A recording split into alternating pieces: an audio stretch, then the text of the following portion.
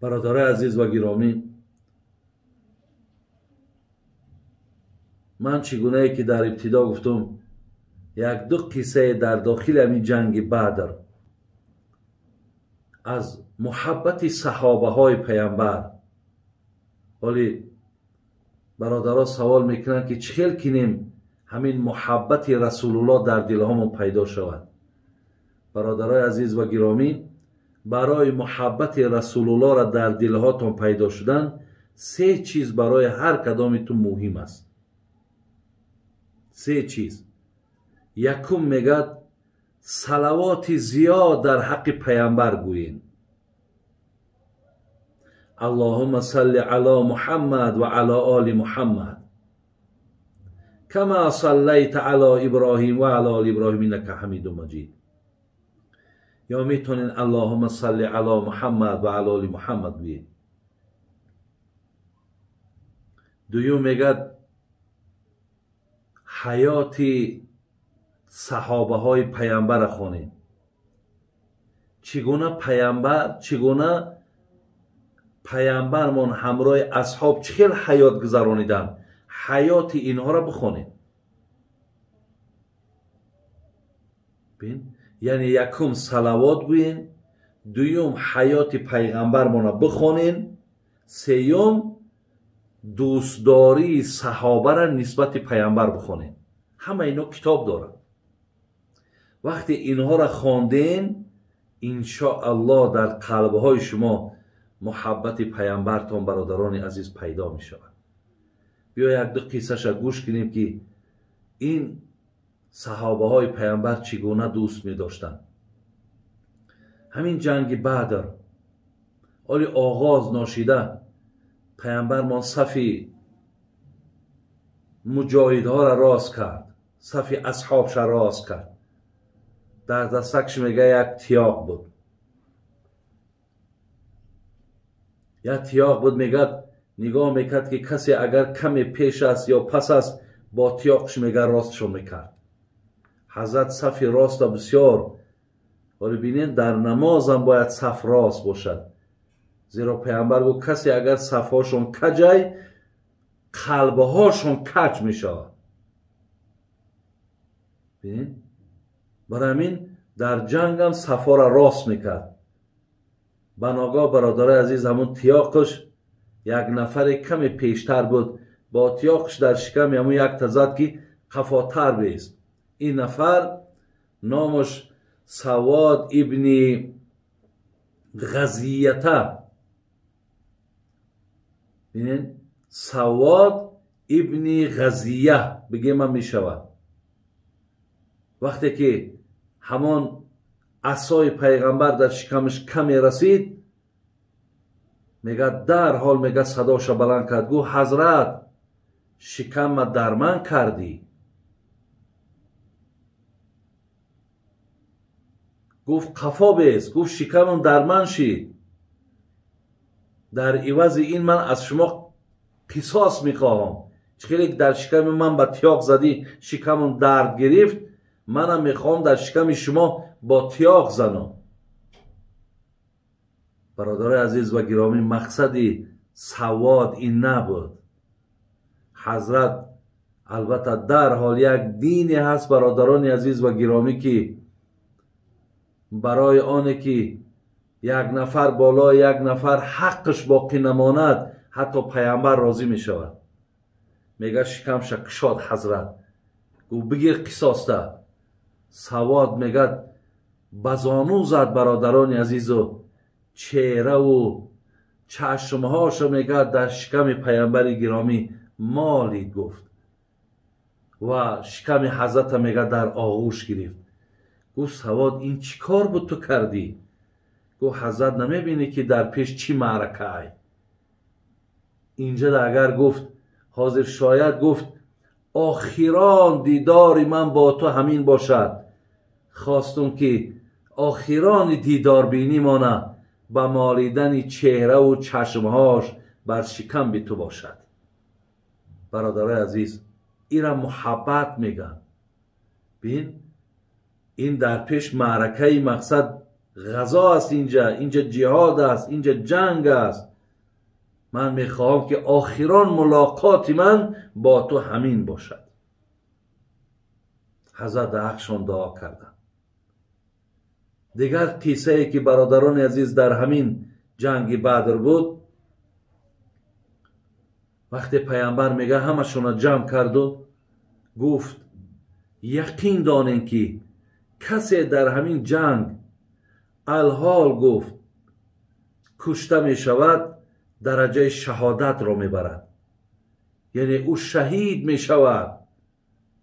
وقتی این سخن گفت، یک نفر به نام عمیر ابن حمام میگه آوازش بلند که گفت به. پیامبر گفت چرا این چونین صدا زدی؟ چرا به گفتی؟ گفت آخر از بشارتی تو، از این مکافاتی که خبر دادی، از همین مکافات. میگه این سخنها را میگفت و در پیشش میگه یک مشت خرما بود، خرما میخورد. پیامبر گفت که عمیر گفت، طرفش گشت. وقتی عمیر بسیار وقتش خوش شد از این مکافات،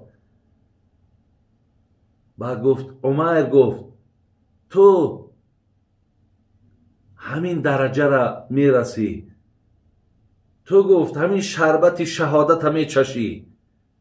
میگه حضرت عمیر وقتی ایرا شنید برادرها، ترس فراش نگیرید، خرسند شید. در پیشش خرمایی که بود، قسمتی از امونا مانده بود، یک چند دانه. گفت اگر من اینها را حاضر همش بخورم، اینجا کمی از مرا وقت من میگیرد، من از شهادت عقیب میمانم. برای این میگه یک چند دانه ایش خورد و باقیش پرتاب دیگه و دوید میدان ده میگه داخل شد و جام شهادت چشید. برادران عزیز و گرامی، این دو قصه ای که در داخل همین جنگ بدر شدگی بود. میاییم به سری بعد کشتن ابو جهل. عبدالرحمن ابن عوف، یکی از مالدارهای برادرای مسلمان، میگه در پهلوم دو جوانی بودن، سینی اونها به 16 میرسید. یکی نامش حضرت معاذ ابن عمر ابن جموح، دیگرش میگه معاوز ابن افراعه. این دو جوان میگه، عبدالرحمن میگه یکیش پرسید، هر دوش میگه از من پرسیدن که عمک ابو جهل کدام از امونا هست؟ یعنی اونها روبروی علاقه مسلمان ها ایستاده بودن، کدام یمین از ابو جهل هست؟ عبدالرحمن میگه اول در دلم یک چیزی گذشت که این دو جوان مقصد ایده است اینا چی میه؟ ابو جهل یک درختی است که او را جنبانده نمی شود. بعدا گفتم انشاءالله هرچی خدا خواهد امون می شود. گفتم آنمون نفری که میبینیم بالای اسب سوار است، این طرف می رود او طرف می رود، آنمون ابو جهل است. میگه هر دو همین جوان برادران عزیز چنان به یک سرعت تیز دویدن که معاذ میگه وقتی که من نزدیک شدم با شمشیر میگه چنان یک ضربه در ساق پاش زدم میگه که حتی ساق پاش میگه جدا شد. وقتی در زمین زد، بعد معاوز ابن افراعی که همراهش بود میگه یک چند کار دیگه او در تنش زد. در همون پهلوی ابو جهل برادرها، علی او زمان اکریمه بچهش ایمان نیاورده بود، این در آخر ایمان آورد. زمانی که در این جنگ اشتراک داشت علی ایمان نداشت. معاذ میگه زمانی که من در پای ابو جهل زدم، که پاش جدا شد، بچهش اکریمه میگه در پهلوش بود. میگه وای چنان یک ضربه سختی با شمشیر زد که حتی میگه دست میگه از کتفم جدا شد، در یک پوست کشال همینطور آویزان ماند. بعد از آن میگه باز من محاربه را دوام دادم. برادرها، من در همینجا در یک کار تعجب کردم وقتی خواندم و خیلی آفرینم گفتم و لایق سزاوار آفرینم هستند. اونها این خیلی شجاعت داشتن که الله رازگیش از اصحاب پیغمبر اعلان کرد که من از این مسلمان هایی که در گردی تو هم از همش راضی هستم. معاذ میگه وقتی دیدم که همین دستم در یک پوست کشالای و بسیار در مقصد محاربه مرا دقت میتد، نمیگذارد که من مقصد جنگی خوب کنم، محاربه نقد نشان بدم. میگه تایپام دا ماندم و همین خیلی یک ضربه زدم، میگه که کن میگه دور پرتافتم و محاربه ما میگه دوام دادم. معاذ برادر عزیز این ابن عمرو که گفتیم تا دوره حضرت عثمان این کس زنده ماندن، لیکن معاویزه که ابن افراعی که بعد زدن معاذ دوام کار او کرد، اونش در همین جنگ برادر عزیز شهید شد. بعدا میگه هر دش دویده آمدن پیش پیامبر آمدن، گفتن حضرت ابو جهل ما به قتل رسانیدیم. میگه پیامبر گفت کی به قتل رسانید؟ میگه معاذ گفت من به قتل رسانیدم. معاویز میگه من به قتل رسانیدم. میگه حضرت گفت شمشیرهاتون آیا هست؟ گفت برآوردن که پری خون است. گفت هر دو تان گفت ابو جهل از بین برده. خلاص برادر، وقتی که جنگ تمام شد با فایده مسلمان ها انجام یافت، مشرکا همه سردارها و رهبرها همه کشته شدن. آخر در بعد میگه پیامبر گفت کی به سراغ فرعون می رود؟ کی به سراغ ابو جهل می رود؟ که در کجا باشد؟ عبدالله ابن مسعود برادر عزیز رفت به سراغش. در بین همه مشرکات یافتش که لحظه های آخرش مانده است، آلی زنده مقصد نفس میکشد، آلی گپ میزند.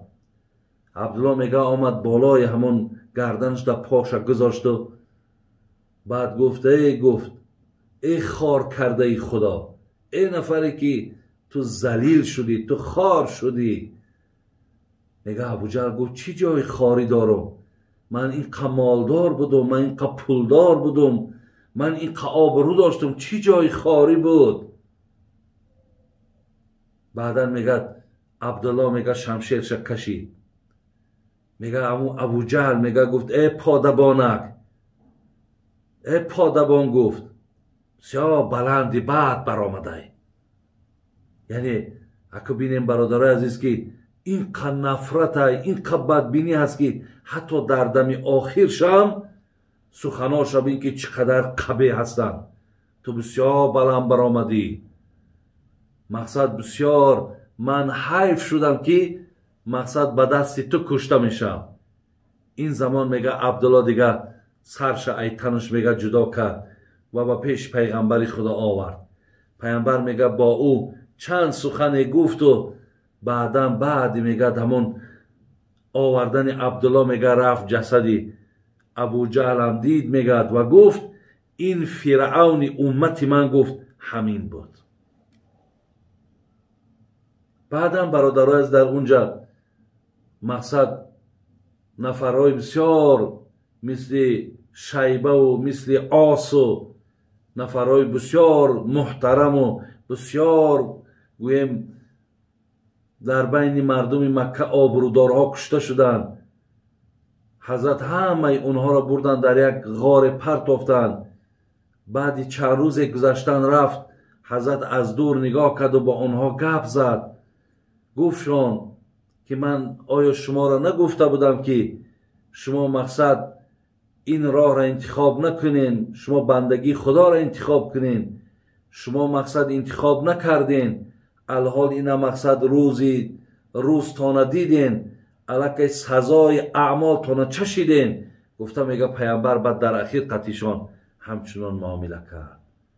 الهی مهربان عاقبتمون به خیر کنه برادرها، ایمانمون کامل نگه دارد و الهی مهربان ما و شما را هم در پناه رحمت و عصمتش نگهبان باشد و خدای مهربان بر همه ما و شما توفیق دهد که این محبت و این پشتیبانی که اصحاب پیغمبر با پیغمبر داشتند، خدای توفیق بر همه ما و شما هم نصیب گردانه. آمین یا رب العالمین.